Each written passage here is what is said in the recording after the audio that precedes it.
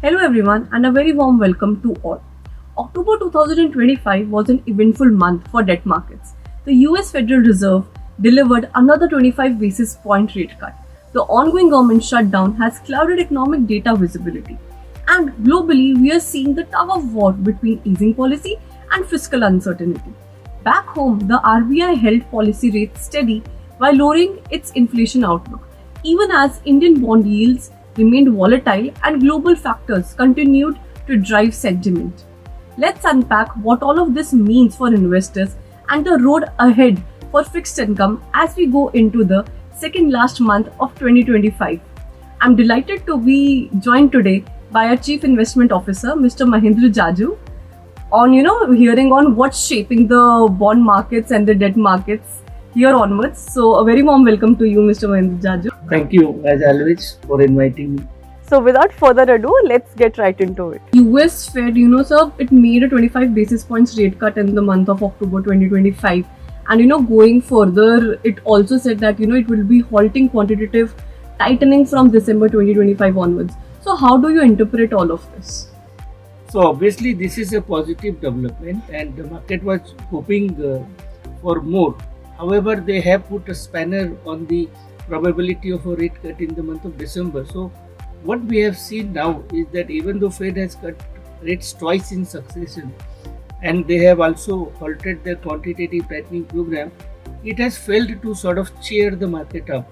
The momentum in the fixed income market is still not very energetic, and that's because of this cloud of uncertainty that is thrown to the market every time and again. So the previous two rate cuts were preceded by period of uncertainty, and again there is a sort of cloud over whether there is going to be a rate cut in December or not.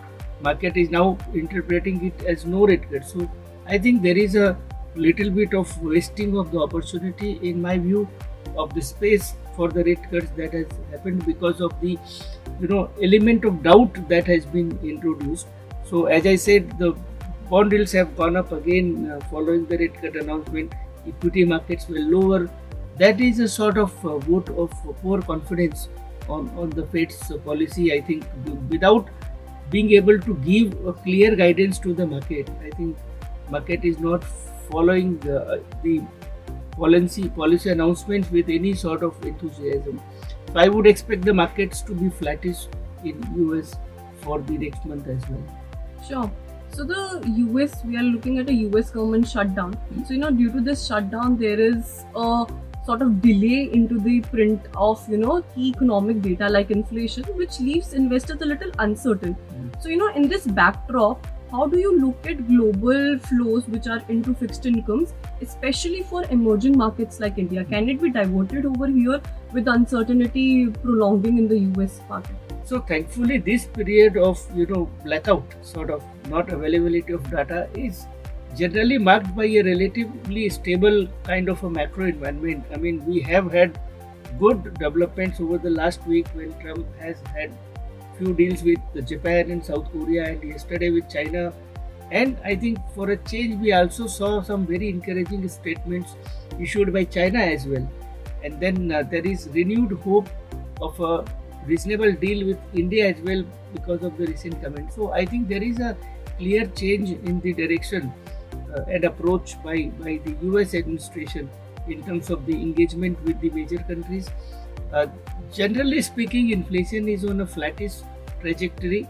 It's not going up, it's not coming down. So this blackout will not lead to a major chaos for that matter, and we are hoping that the blackout period will be resolved sooner than later.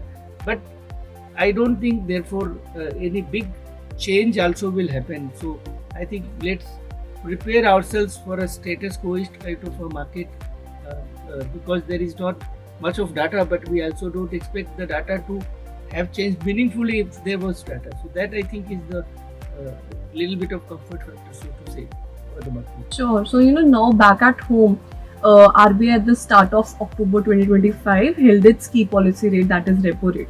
But at the same time, it cut down its inflation projection for 2026. So with the global backdrop that a few countries are looking at rate cut, a few countries are looking at pause, do you think next year RBI could also press the rate cut pedal?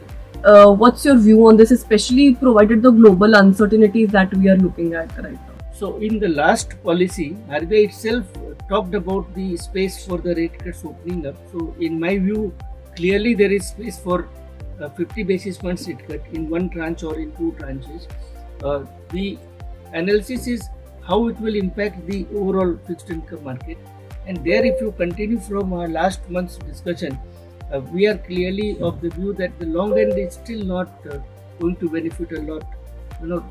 In the last month, with the expectations of the rate cuts reviving, there is some stability in the longer end of the curve. The longer end yields have come down a little bit. But overall, I still feel that most of the focus of the policy is at the short end of the curve. Focus is on transmission of the rate cuts, focus is on liquidity management, and ensuring that the cost of capital comes down for the working capital purposes. But at the same time, still we have to see any meaningful traction at the long end of the curve.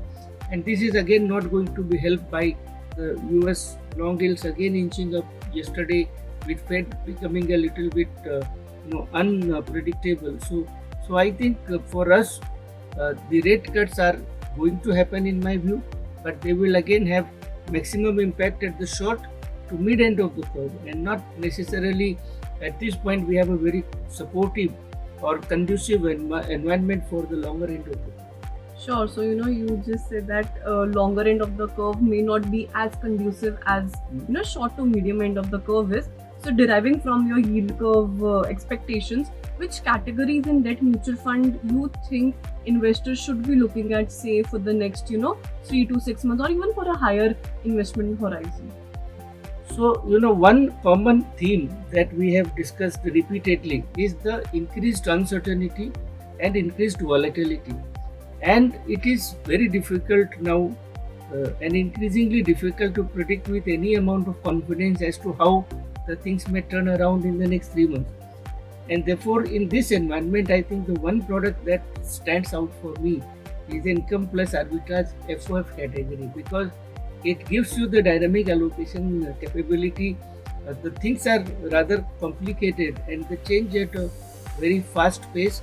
Therefore, I think the professional fund managers are able to possibly, rebalance the portfolios faster than the investors themselves. In that sense, the shifting from the long end to mid end or to the short end is something which is, part of the structure of the income plus arbitrage. It also extends the benefit of the arbitrage category in case those categories are able to offer higher rates.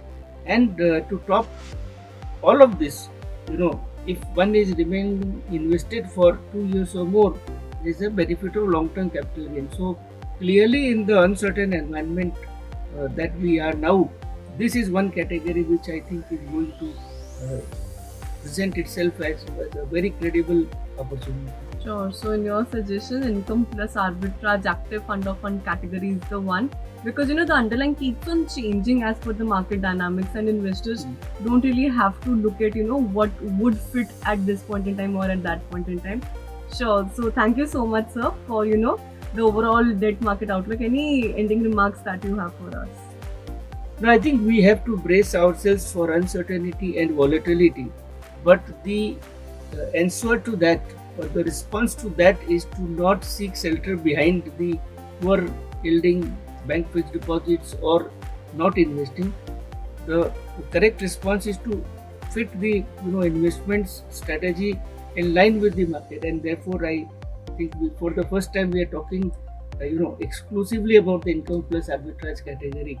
And if people who have the money to invest do align themselves with this, then I think there are good rewards to be gained. Sure. So thank you, sir, for this insightful conversation. And investors, in uncertainties is where we find opportunities. So instead of acting out of fear, act out of hope. So thank you so much, and stay tuned on this space for more such updates. Thank you. Mutual fund investments are subject to market risks. Read all scheme